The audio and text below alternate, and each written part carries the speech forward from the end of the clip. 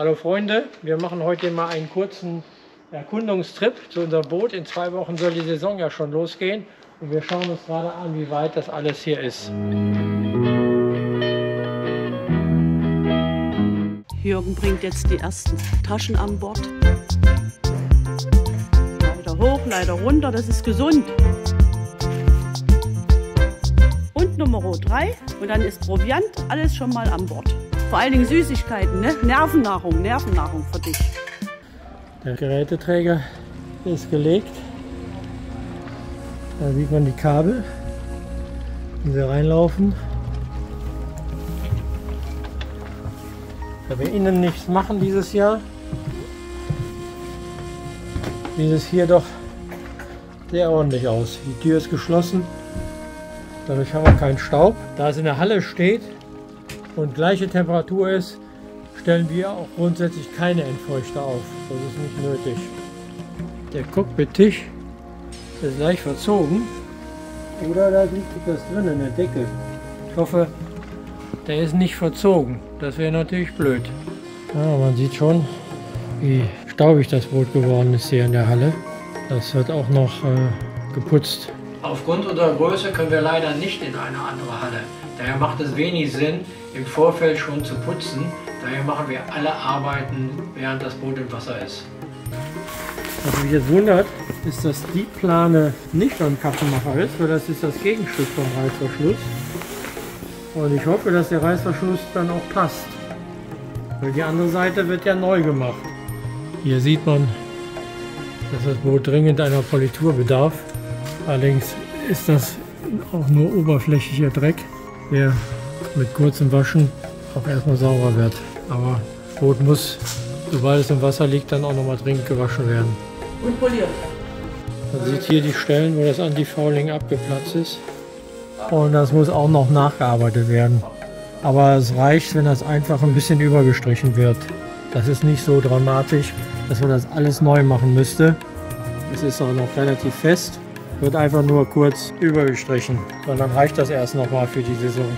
Wir brauchen ja auch hart Antifouling beim schnellen Boot. Wir nutzen die Gelegenheit und führen ein paar Messungen durch. Als erstes möchte ich wissen, ob der Offset vom Echolot noch stimmt. Wir haben hier jetzt 3,90. Der Offset, den ich einstellen muss zwischen dem Geber und der Wasserlinie. Ja. Der Geber sitzt ja tiefer wie die Wasserlinie. Wenn der jetzt 3,90 ist und wir haben 1,57 Wasserlinie, hier sind 1,46. Ja. Und wenn ich dann hier das abziehe, das hier, 3,90 minus 1,46, 46 und 7, 53. Ja, ich habe ein Offset von 60 eingestellt, das kommt dann ungefähr ja, 55. Ja. Sie müssen das nicht so eng machen. Ja, genau. Das liegt auch ein Zentimeter, ein paar Zentimeter. Ja, dann passt das auch. Ja, dann ist das gut. Viel zu putzen. Da werden unsere neuen Geräte in Einsatz kommen. Ja, die Schraube ist ein bisschen tiefer noch. Ja, auch unseren Tiefgang überprüfen wir nochmal. Das ist natürlich besonders wichtig bei flachen Gewässern, damit man weiß, wie viel Reserve man noch hat. Es stellt sich heraus, dass wir von zu viel Tiefgang ausgegangen sind. Wir haben also noch mehr Reserve. Ja, 20 cm. Das sind nicht 20 cm. Ja. Gut, dann müssen wir jetzt die Seite gemessen. Sollte eigentlich das gleiche sein, sei denn das Boot steht etwas schief. Ja. Und die Tiefe haben wir ungefähr, ja, hier haben wir 1,55. Also 1,57. Ja, also ungefähr haben wir einen Tiefgang von ungefähr 1,40 Meter dadurch. Also wir hatten bisher mal 1,60 Meter gerechnet, aber tatsächlich liegen wir ungefähr bei 1,40. Ja.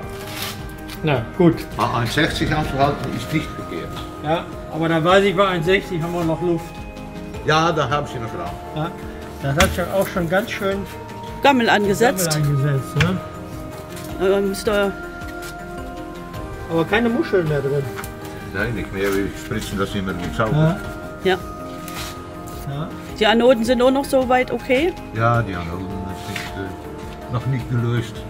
Das ist ein Polyester-Sieb, das geht nicht so schnell. Ja. Auch das am Trimklappen sieht noch Ja. gut Hier aus. sind Ja. noch ein paar Muscheln dran. Das ist das, was beim Peter neu ist jetzt? Ja, aber sie haben ein hydraulisches System Ja. und Peter hat hier Elektromotoren an. Okay. Und irgendwo ist die Abdichtung von der Elektromotor kaputt gegangen Ja. und da ist Wasser angekommen. So, ja, das ist alles verrostet an der Seite. Okay. Das hier, also das ist hier Hydraulik bei uns und beim Peter der Brom ist elektrisch. Ja. Okay. Stimmt. Ich habe gehört von Ihrer Frau, was die Planung war. So, ich bin ganz neugierig, wie das Sieb nächsten Jahr zurückkommt. Ja, habe ich auch. Of nächsten Jahr, nächste Saison, Wintersaison. Und als das ganz bling ist, dann können Sie arbeiten für mich, want dann habe ich mehr Ja. zu polieren. Ja, Das- können Sie das Teil wieder ein bisschen zurückverdienen. Das Problem ist die weite Strecke immer hierher. Das lohnt Ah, sich kaum. Ich habe aber- 3 Stunden hin, 3 Stunden zurück. Da Wenn bleibt nicht ein viel Zeit Woche zur kommt, Arbeit. haben wir 4, 5 Schiffe. Dann können Sie ja Hotel oder das- im Schiff schlafen. Dann schmeißen wir ihn um diese Zeit im Wasser. Dann haben Sie noch 2 Wochen für, dass Sie wegfahren. Würde ich machen, aber das hält mein Arm nicht mehr aus. Oh. Das ist alles, also du kennst das ja, das Ja, Alter- ich Alter- weiß, wie das geht. Ich bin auch nicht neu mehr. Nee. Ein Teil der Kappe ist noch nicht beim Kappenmacher, die bringen wir jetzt auch noch schnell hin. Hallo. Hallo. Das Problem ist, dass er so gespannt ist, dass der Hammer hier rausgeht. Ja, Der- hier, ja. Ja, vor allen Dingen hier unten in der Mitte hier, in der Kurve. Ja, Da ist das immer so gespannt und dann. ja, dann das geht schließt er sie nicht. los. Das schließt er. Wenn wir de neue inmachen, dann muss es gut wezen. Ja, dann Ja. habt ihr die andere Seite habt ihr ja da. Ja, klopt, ja. Ich hoffe, der Kappenmacher arbeitet jetzt schnell, denn ohne Persenning können wir aus der Halle nicht raus und kommen damit auch nicht ins Wasser und können die Saison nicht starten. Wir sind noch mal in der Klink vorbei. Hier tut sich auch einiges oder soll sich einiges tun. Hier gibt es anscheinend eine Schranke demnächst. Das Restaurant soll abgerissen werden zum Teil vorne. Dort sollen dann noch Chalets hin und dahinter ein neues Restaurant, aber das wird wahrscheinlich alles dieses Jahr nichts mehr. Wenn man sich den Hafen hier so anschaut, dann sieht das nicht so aus, als hätten wir noch Winter. Der Hafen ist gut gefüllt. Da sind doch sehr viele Boote im Wasser geblieben. Nach den Bauplänen wird wahrscheinlich dieser Teil abgerissen und dort kommen dann noch Chalets hin. Und der hintere Bereich hier wird zum Restaurant umgebaut mit Bar und Lounge. Das erste Chalet hier am Wasser kann man auch mieten. Da hat man einen wunderbaren Blick. Hier war beim letzten Mal noch alles voller Eis. Ich hoffe, dass wir in 2 Wochen auch hier sind. Hier soll auch noch ein Chalet hin. Und hier hat man wirklich viel Platz für neue Chalets. Ich bin echt mal gespannt, wie das in einem Jahr aussieht.